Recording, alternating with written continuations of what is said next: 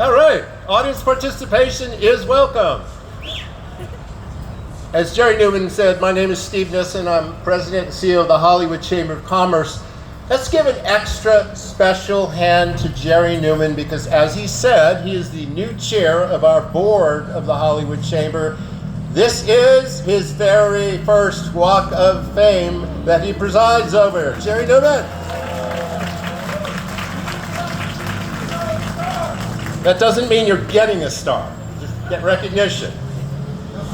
All right, first, a big shout out to our fans around the world who are watching on live stream, courtesy of our media partner, Variety. Variety, yes. We're also in front of one of the most iconic hotels in the world, the Hollywood Roosevelt, which is the site of the very first Oscar, it wasn't called Oscar then, but the Academy Awards, 1927, they started right here at the Hollywood Roosevelt. So thank you everybody on staff at the Hollywood Roosevelt for accommodating us and allowing us to occupy your sidewalk for this important ceremony. The Hollywood Walk of Fame recognizes achievement in the categories of motion pictures, radio, live theater, live performance, sports entertainment, recording, and television. Today, in the category of motion pictures, we honor John Carpenter.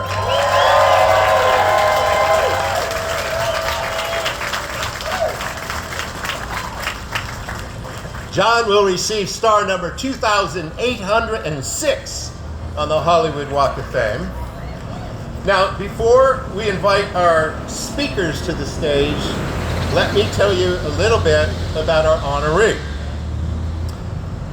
As Jerry said, he is the source of many of our nightmares. Few filmmakers have had as galvanizing and enduring an impact on cinema as John Carpenter. As director, writer, producer, and composer, John has brought to the screen some of the most popular, influential, and frightening films in history.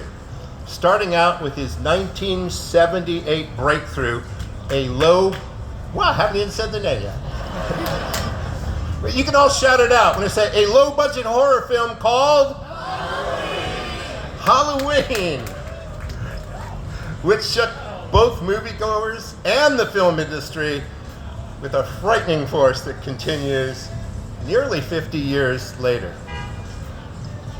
John's horror films also include The Thing,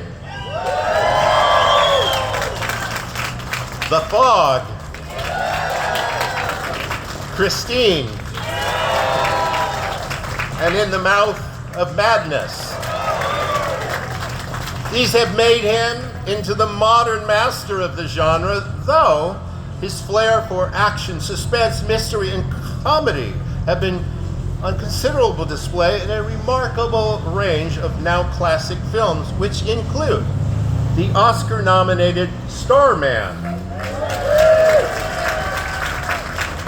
the hard-driving action of Assault on Precinct 13, Escape from New York, Escape from LA. But who would want to do that? Vampires, Ghosts of Mars, science fiction thrillers Village of the Damned, and the cult classic action comedies Big Trouble in Little China and They Live. You know, the great things about these titles is the films are so indelibly etched in our memories, it's almost scary and creepy to mention the names. It's amazing. John's iconic 1978 score for Halloween not only frightened audiences, but influenced an entire generation of composers. It also began his career as a composer, which has included Lost Themes, 3 widely acclaimed albums of non-soundtrack music, as well as 2 albums called Anthology that include his inimitable film music. I've never had to say inimitable in one of these ceremonies. Glad I pronounced it. Through Hollywood-based Storm King Productions, founded and run by John's wife and co-producer,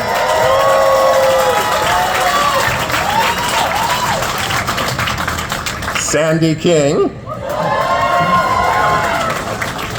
John contributes to Storm King Comics, an acclaimed line of comics and graphic novels that feature horror, science fiction, adventure, and suspense stories for all ages with imprints that bear the John Carpenter name. Born in Carthage, New York, and raised in Bowling Green, Kentucky, John found greener pastures and moved to Los Angeles and attended the University of Southern California School of Cinema, fight on. Where, no USC fans? Where he directed his first theatrically released feature film, the 1975 science fiction comedy Dark Star.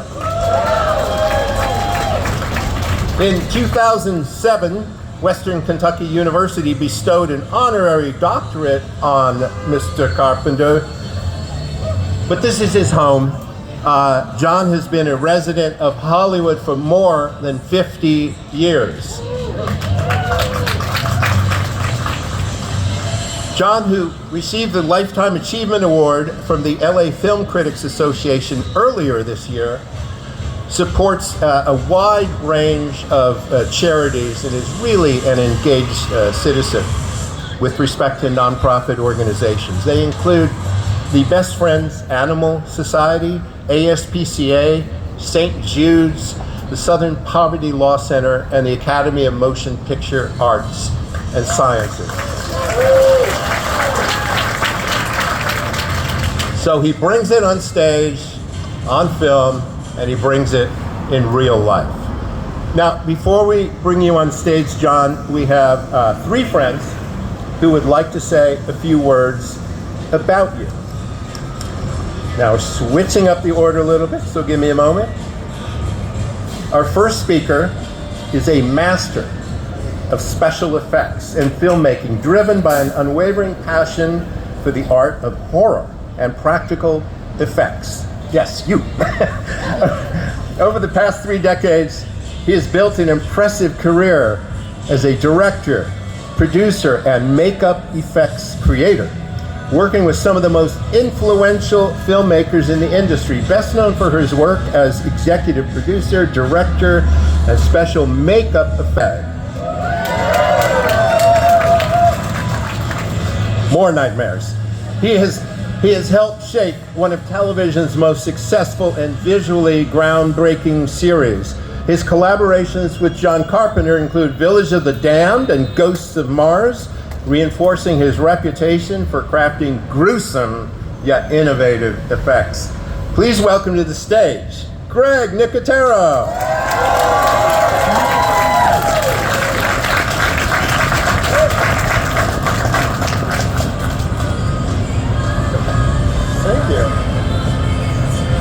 Good morning, everybody. Wow. Dr. Carpenter, that was a new one. I didn't know you were a fucking doctor. That's awesome. How great is that? So I'm going to start with saying everything that I'm going to say John's going to hate. So let's just get that out of the way right now. John and I share many, many things in common. We both love Godzilla.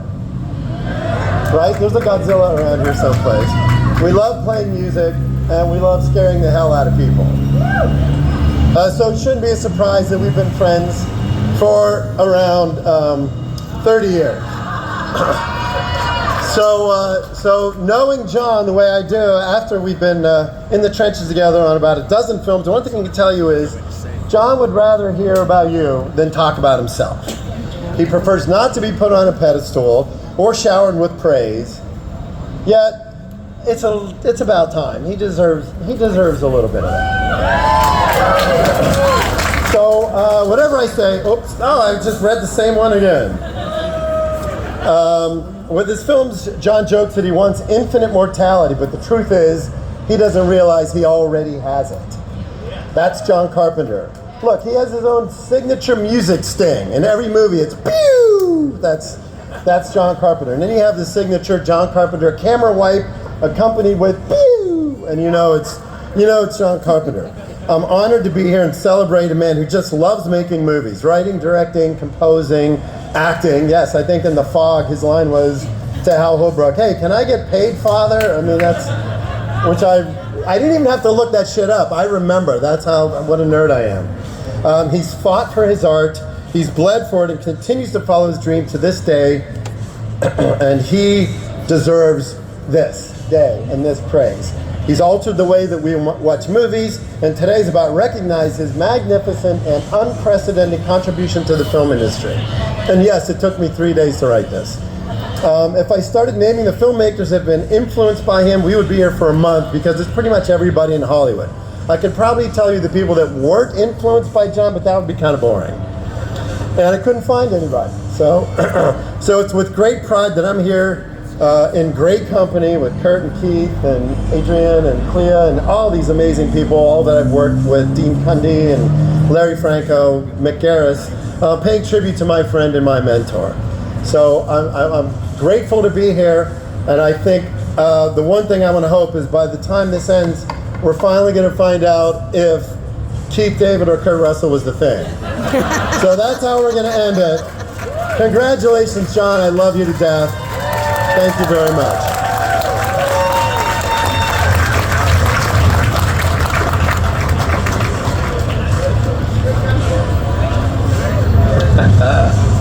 Thank you, Greg. Right, before we introduce our next speaker, we have a number of celebrity friends of John's who are in the audience today. And by the way, speaking of the audience, you all are great. You are really involved. Let's hear it for yourselves.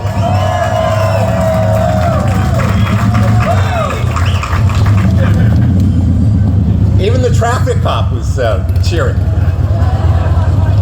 All right, first, our guests. Once the motorcyclists pass. Actress Adrienne Barbeau.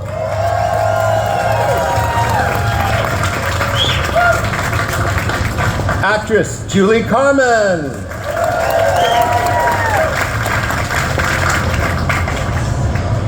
Actor Nick Castle.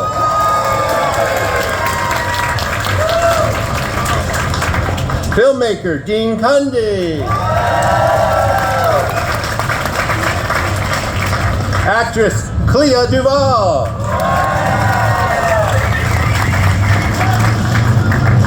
Director Mick Garris. Actor Dennis Dunn. Actress PJ Soul. And last but not least, actually one of my former neighbors, a rocker and a Hall of Famer himself, Slash.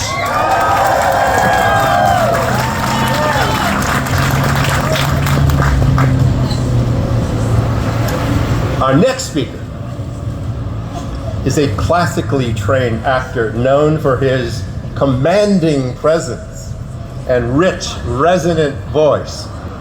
He's doing an all shucks now. A three-time Emmy winner with 6 nominations, as well as a Tony Award nominee. He's captivated audiences across film, television, and voice acting. The defining aspect of his career is his collaboration with director John Carpenter, where he delivered unforgettable performances in 2 cult classics, starring as Childs in The Thing,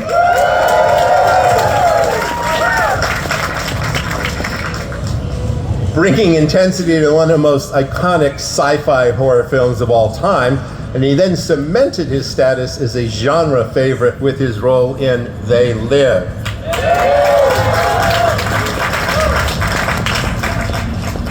How many times have you all seen all these movies? Beyond his work with John, our next speaker has appeared in major films such as 21 Bridges, Crash, Platoon, Requiem for a Dream, and Remember Me, the Mahalia Jackson Story, and many others. Please welcome to the stage Keith David.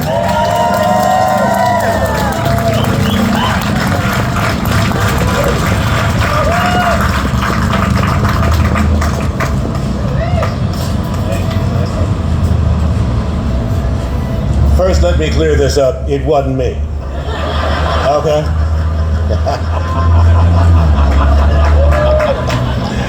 I believe that there are good movies, bad movies, and important movies. John Carpenter, my friend, makes movies that are both good and important, and at times, prophetic. Which makes him not just one of the best directors of all time, but a visionary. I'm so happy to be a part of this celebration because John Carpenter gave me my first movie job ever in The Thing. And here we are, 40 years later, celebrating John and his timeless works as he gets his star on the Hollywood Walk of Fame. Halloween, The Fog, They Live. People tell me all the time when I go to these, the Comic-Con things, that these are among their favorites, if not their most favorite. I once had a teacher who would ask, do you know when you're in the presence of something beautiful? Well, when working with JC in the cast of The Thing, I knew I was in the presence of something beautiful. I mean, it just doesn't get better than that. It was beautiful, not just because of the end result, but because of the process that John uses to get us there. John has the ability to understand and communicate what we as actors need, and that only enhances each actor's performance. And while being on set with John is work, mostly it was fun, and I'd work with him again anywhere, anytime. Congratulations, my friend. Thank you for setting the bar so high and including me in this journey, and this honor is so well-deserved and well-earned.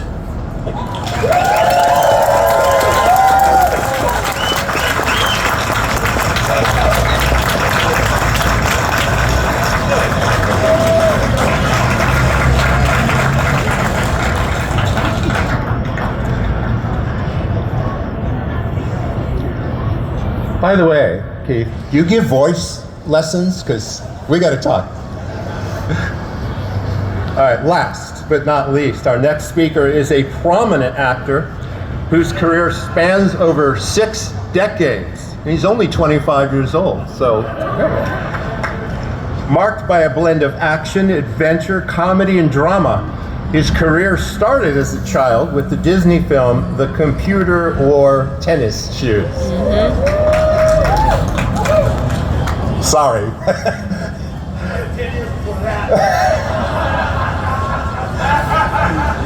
As he transitioned into adult roles, he found success in television with his Emmy-nominated portrayal of Elvis Presley in Elvis,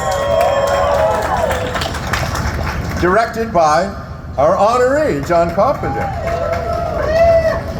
This collaboration led to some of his most iconic roles, including the anti-hero Snake Plissken in Escape from New York, and his sequel, Escape from LA, as well as starring in John's sci-fi horror classic, The Thing, and cult favorite, Big Trouble in Little China. But he's been in a few other films as well. Tombstone, Breakdown, Overboard, Miracle, Guardians of the Galaxy Volume 2, The Christmas Chronicles. Please welcome to the stage another Walk of Famer in his own right, Kurt Russell.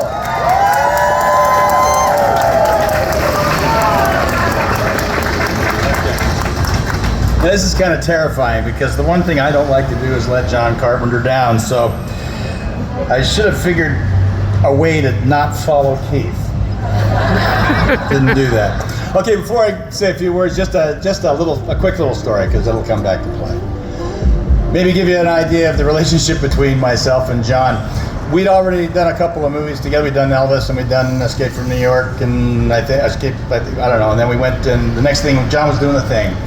And he was kind of going back and forth on casting ideas, and he was already shooting with Larry. They were up in Alaska, and they were doing some second unit stuff. And he called me on the phone. We got together. We're just talking about the show, and he said, "Yeah, I'm having a tough time with this because I'm gonna show you something." He showed me the film. He said, "See the problem?" I said, "No, it's great. What is it?" He said, "Well, everybody's dressed for the cold, and they're completely covered up. Can't really. I don't know one from the other. I got like 9 guys, and I'm not sure." He said, "I need somebody to hang my hat on." Started talking about the character of MacReady, and anyway, I ended up playing it. So now I got to go to wardrobe. And I go to wardrobe, and I'm still trying to figure some things out, and I see what they've got. It's, oh, it looks good, but I keep noticing this ridiculously large sombrero over in the corner. And I kind of looking at it, and finally I said to the wardrobe gal, I said, "What's the deal with the sombrero?" She said, "Oh, that's your hat." I'm not wearing that hat. That's insane. That's a hat wearing a man. I'm in a helicopter. It won't even fit. There's no possible way. John walks in the room and he goes, "Hey." And I kind of, "Hey, man." Pointed to the sombrero and he went, "It's going to be great, man." He was right. If I had $1 for everybody who's come up to me and said, "Hey, your sombrero, man," I'd have more money than I made on the movie. I'll tell you that. I suppose the single most accurate accolade that quickly comes to my mind today that describes John Carpenter receiving this particular honor of a star embedded with his name on Hollywood's Walk of Fame is how totally deserving of that honor John is. There are very, very few directors whose signature is so clearly and instantly stamped upon a film that within 30 seconds of viewing it, the informed watcher can boldly and confidently say out loud, "Oh, that's directed by so-and-so." Well, John Carpenter is one of those rare, very few so-and-sos. A John Carpenter film is exactly that. It's John Carpenter's. He so often created the concept, the whole idea for the movie. He wrote it, directed it, produced it, wrote and performed the music for it. He built lenses, used new and innovative cameras and techniques that truly created cinematic change, etc., etc. Of course, he cast it, edited it. Now, an actor is always grateful for the opportunity to work with directors whose work they've witnessed and admired, especially if that director's work has been witnessed and admired by very large audiences as well as official cinema aficionados, let's call them. But that doesn't always happen at the same time. A huge audience and the accolades, the recognition. In some cases, in terms of appreciation, the audience can be far, far ahead of some of those aficionados, and in some cases, for very, very various reasons, it might be the other way around. They love it, but not that many people get to see it right away. Thank God for video. But with film, the advent of time itself has a very interesting and organic way of allowing the cream to rise to the top. And either way it's discovered, that test of time is undeniably a dominant factor in the overall evaluation and level of appreciation of any career. And when it comes to John Carpenter's career, that test of time has resulted in a very, very large bucket full of cream. And it was churned by the hands of John Carpenter. Obviously, an actor should and would be grateful for the opportunity to work with that director, that filmmaker. But to get that opportunity 5 times and have as much fun as we had, all of you, well, that actor should be inducted into the Lucky Hall of Fame. That would be me. It's the truth.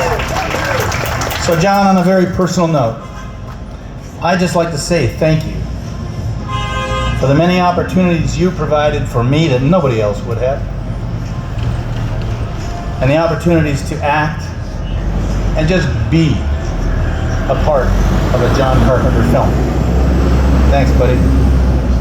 I appreciate it, and congratulations on today. So I'm going to leave this with you guys pondering that all the way from the beautiful hills and country roads of Bowling Green, Kentucky to Hollywood's Walk of Fame, there's nobody more deserving, my friend, than John Carpenter. Thank you.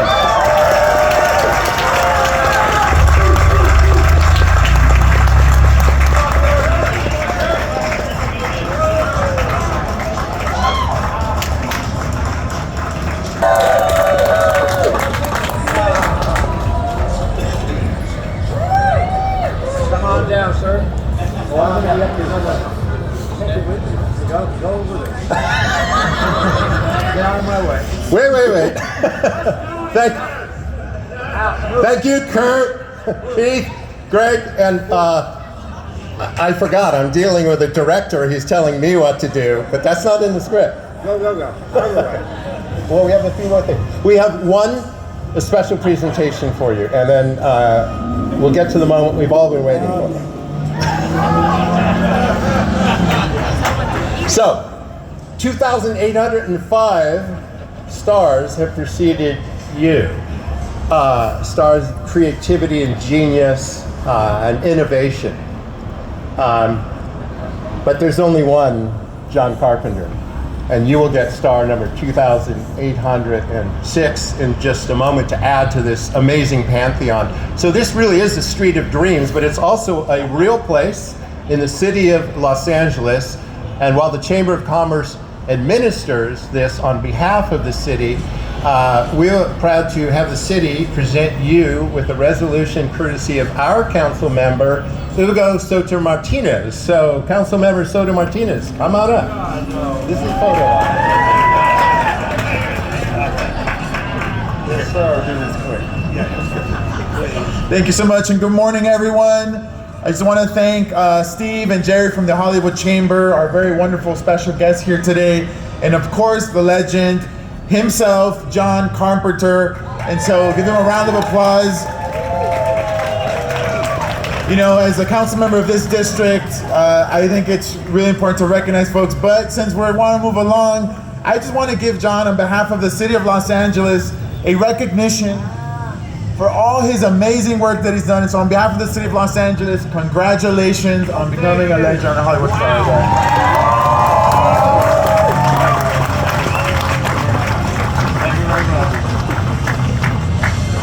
Who wants to Where is one more thing? Did you get going?